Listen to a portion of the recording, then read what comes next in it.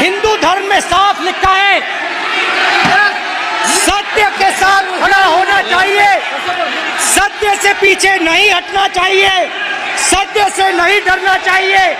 अहिंसा हमारा प्रतीक है। अभय मुद्रा ऐसे कीजिए, अभय मुद्रा।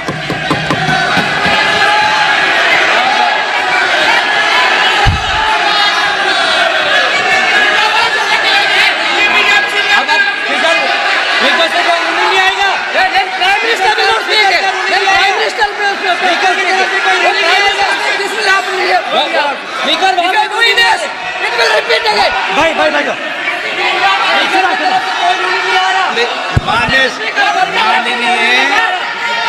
ये आप बात समझिए,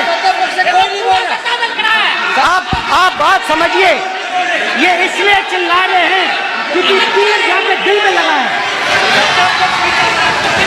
दिल में जाके तीर लगा है, इसलिए ये चिल्ला रहे हैं। देखो चुप हो गए, देखिए स्पीकर सर चुप हो गए सब।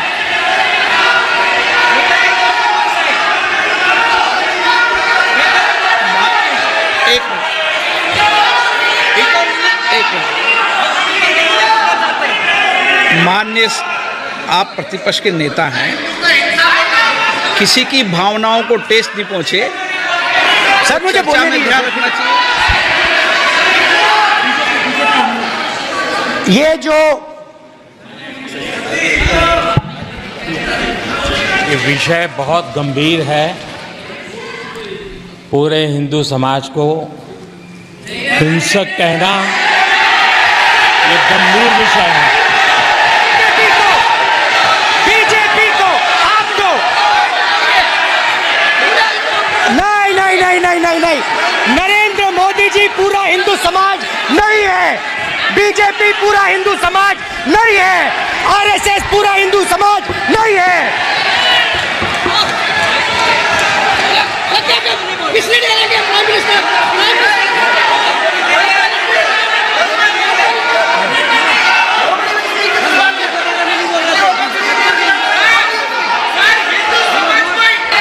माननीय अध्यक्ष जी,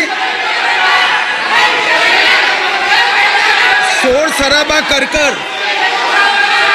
इतने बड़े वाकया को छिपाया नहीं जा सकता।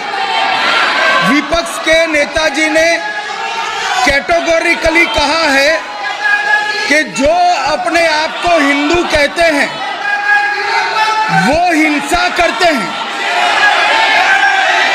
मैं फिर से रिपीट करना चाहता हूं, उनका वाक्य था जो अपने आप को हिंदू कहते हैं वो हिंसा की बात करते हैं, हिंसा करते हैं। मान्यवर, इस देश में शायद इनको मालूम नहीं है, करोड़ों लोग अपने आप को गर्व से हिंदू कहते हैं, गर्व से हिंदू कहते हैं। क्या वो सभी लोग हिंसा की बात करते हैं, हिंसा करते हैं? हिंसा की भावना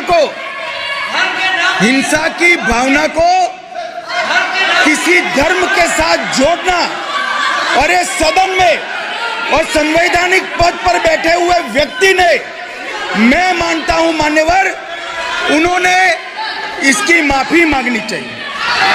मान्यवर,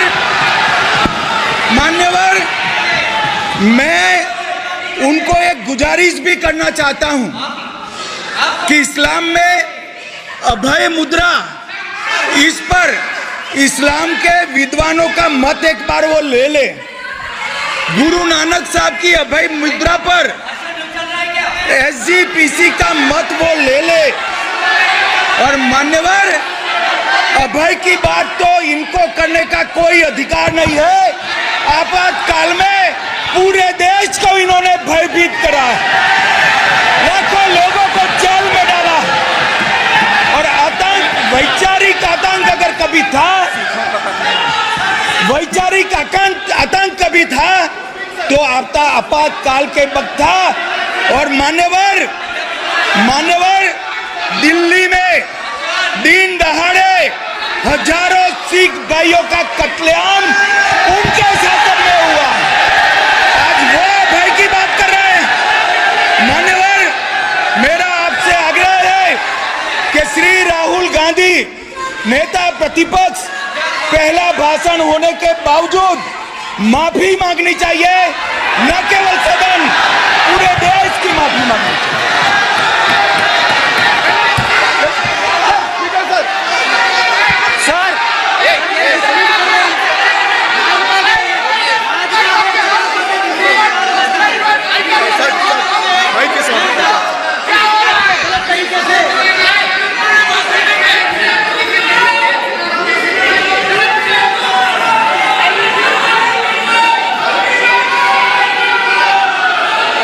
स्पीकर सर, राहुल जी बैठ जाइए, बोलिए।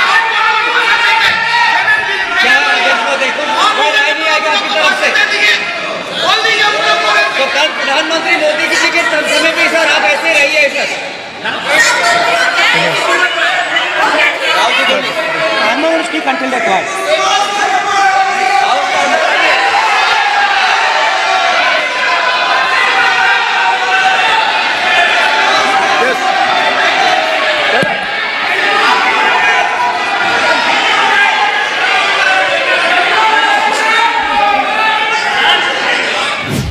রাষ্ট্রপতি ভাষণের ওপর বক্তৃতায় রাহুলের আক্রমণাত্মক ভাষণ সরকার পক্ষকে এতটাই ক্ষুব্ধ করেছে যে অমিত শাহ সরাসরি স্পিকারকে বলেন বিরোধী নেতার আপত্তিকর অংশগুলি যেন অবিলম্বে সভার কার্যবিবরণী থেকে বাদ দেওয়া হয় এবং স্পিকার সেই দাবি মেনে রাহুলের ভাষণের অধিকাংশই বাদ দিয়েছেন।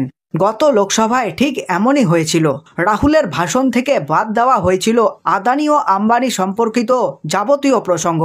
যে যে বিষয়ে তিনি প্রধানমন্ত্রীর সমালোচনা করেছিলেন সেগুলোর অধিকাংশ বক্তব্য অসংসদীয় বলে সভার কার্যবিবরণী থেকে বাদ দেওয়া হয়েছিল। এবারও তারই পুনরাবৃত্তি ঘটল। এর প্রতিবাদ জানান কংগ্রেস নেতা রাহুল গান্ধী। স্পিকার ওম বিড়লাকে তিনি চিঠি লিখে বলেন যে তার ভাষণের যেসব অংশ বাদ দেওয়া হয়েছে তা আদৌ নিয়মবিধি ভঙ্গ করেনি।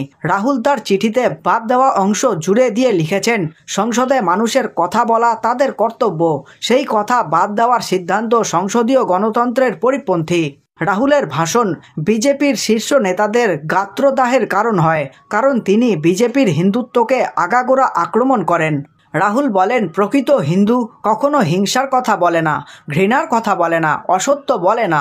মোদি, বিজেপি, আরএসএস হিন্দুদের ঠিকাদার নয়, ওরা হিন্দুদের প্রতিনিধি নয়, হতে পারেও না, কারণ তারা 24 ঘন্টা হিংসা ঘৃণা ছড়িয়ে চলেছে।